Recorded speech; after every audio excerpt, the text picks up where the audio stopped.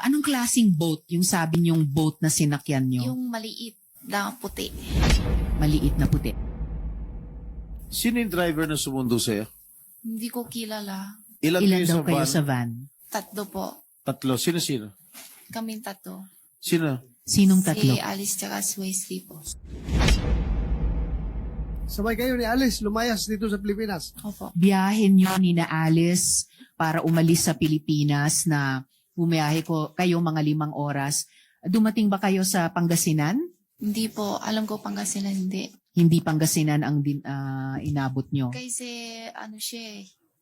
Manila. Tapos nampas pa eh. Hindi ko alam yung lugar. Lagpas kasi pa ng Pangasinan. Madam Sir, ilang oras kayo sa barko? Yung biyahe yung barko? Diretso kayo Malaysia? From Pilipinas? Saan? May palit. Ha? May palit yung mas malaki pa. Ilang oras kayo nung malit na barko bago kayo lumipat sa malaking barko? Siguro hating gabi kaming sakay tapos halos umaga na. Umaga na.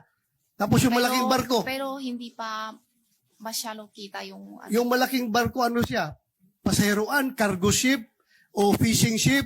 Yung malaking barko? Fishing ship ata, hindi ko alam.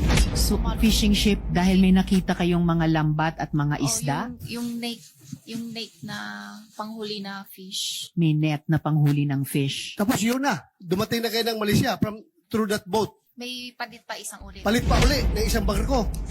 Anong description ng isang barko na Yung pinalit? maliit naman na palang kulay blue or green.